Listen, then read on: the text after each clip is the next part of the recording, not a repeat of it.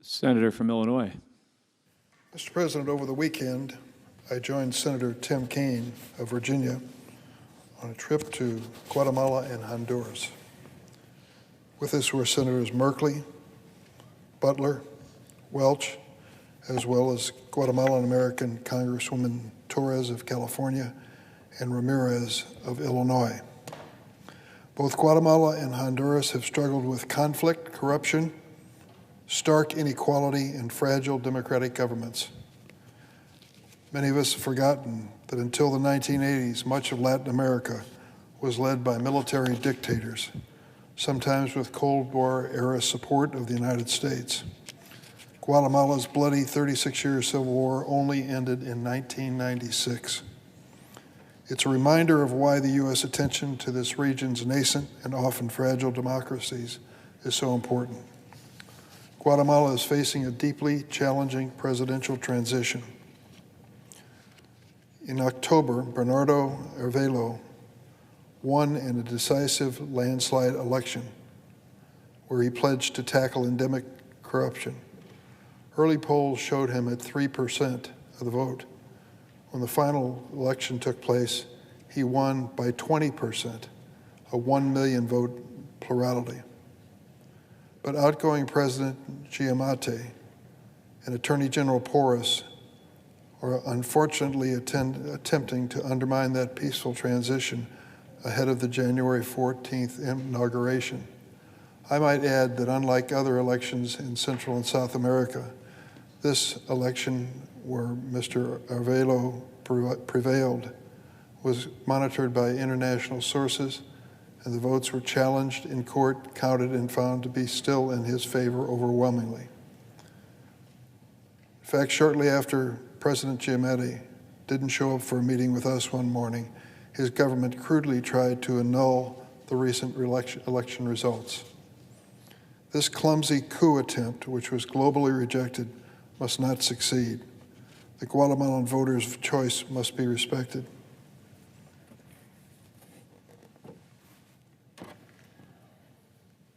I want to raise the attention of the Senate to two Guatemalan political prisoners we asked about, but we were denied an opportunity to visit in prison. Former prosecutor Virginia La Parra and journalist Jose Ruben Zamora. You won't be surprised to hear that both focused on issues of corruption, which is why they landed in jail on nonsense charges. I look forward to working with the new President-elect Arevalo once he is sworn in, and hope their release will be one of his early actions. In 2021, neighboring Honduras elected its first female president, Xiomara Castro, who many hoped would bring much-needed change after decades of misrule and instability. Though she claims repeatedly to be an ally of the United States and closely aligned with our values, there have been some actions by her government in transition which raise serious concerns about commitment to democratic norms, and unfortunately evidence of close ties to China, Cuba, Venezuela, and even Russia. President Castro still has an opportunity to show that we can work together for the common values that we share. I hope she takes that path. Early in Senator Kaine's adult life, he spent a year in a Jesuit mission teaching Hondurans how to be carpenters and welders.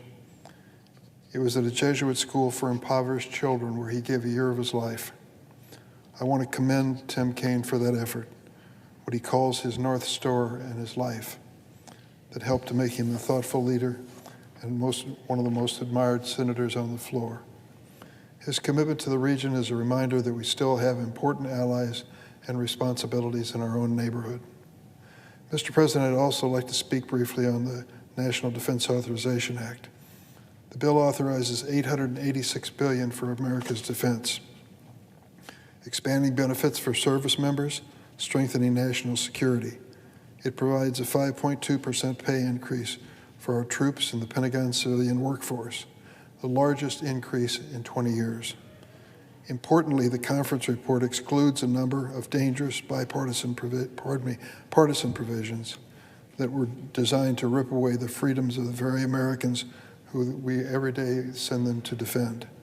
This bill includes a number of provisions I offered, including to uphold Ukraine's territorial sovereignty as that country fights for survival against Russia. Here is this country hanging on by a thread, wondering if the United States is going to come to its assistance as people fight and die every single day to stop the invasion of Putin and his forces. It is hard to imagine that we've reached a point where we promise to stand by a country like Ukraine in this time of testing, where we mobilize the NATO alliance and many other nations to join us in that effort, and then have the rug pulled out from us by Donald Trump, who said he's changed his mind on Ukraine. To strengthen our security partnerships with our allies, such as Baltics and Australia, we have to stay the course. I am convinced that the Ukrainians will prevail. We must show that we are determined to help them and prove it. This year's bill also authorizes many important programs.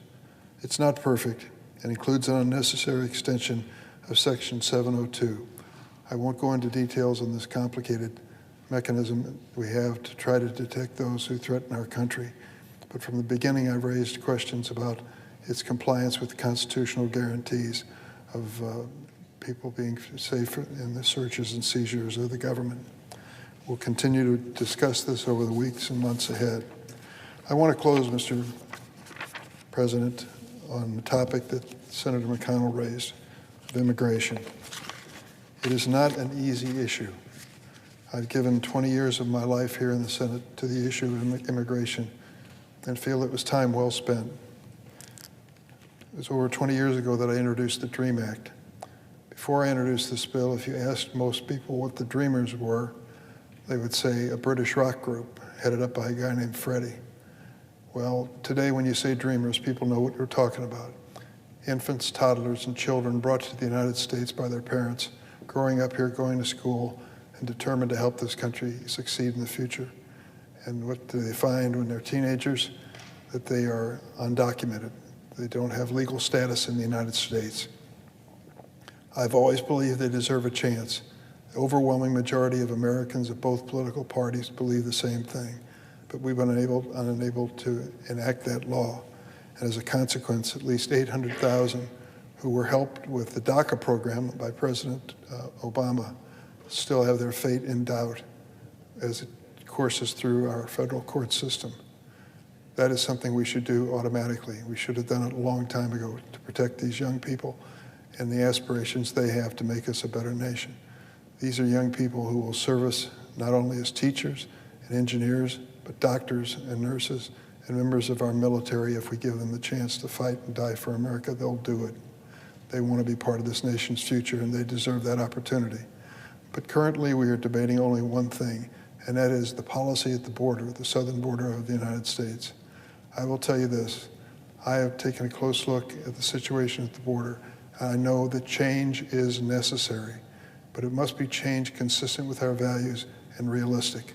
For the Republicans to propose a change which says that those who come into the country seeking asylum will either be detained or sent to remain in Mexico, a policy that Donald Trump tried during his presidency. There are some fatal flaws here. How in the world are we going to detain all those people presenting themselves at the border? That is simply a promise that can't be kept. And secondly, this notion of remain in Mexico, there's only one party to this conversation that hasn't agreed to it, Mexico. They don't want to have these people residing in their country for long periods of time while we work out changes in America's legal system. It is hard to imagine when you see the intractable positions taken by some on immigration. There actually was a moment when we agreed on a bipartisan basis to pass comprehensive immigration reform. The Gang of Eight, which I was part of, put that together. It was an extraordinary effort, and it was successful because of the hard work of a lot of people and a lot of time spent painstakingly going through each and every provision of the bill. It can be done. It needs to be done.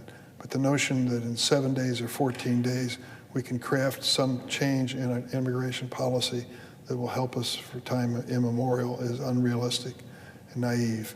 And to condition any assistance to Ukraine on the achievement of that political goal is nonsense.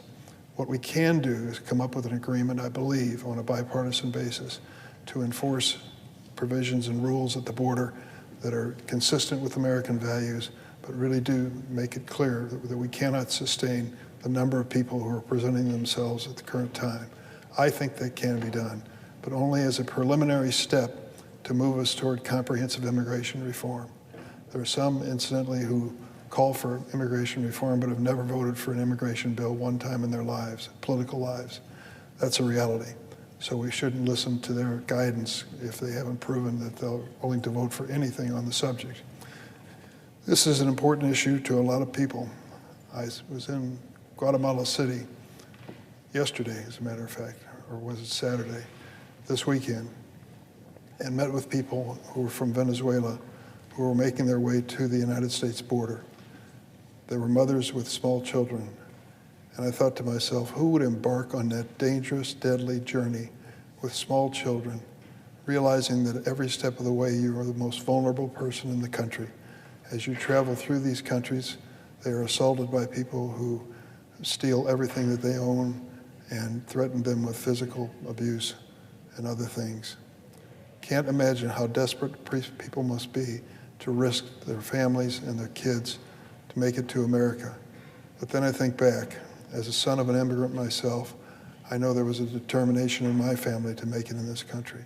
We've got to find a way to carefully construct a border policy that still takes advantage of the opportunities of immigration, the people who will come here and make us a better nation in the years ahead, and do it in a fashion that is thoughtful, not vindictive.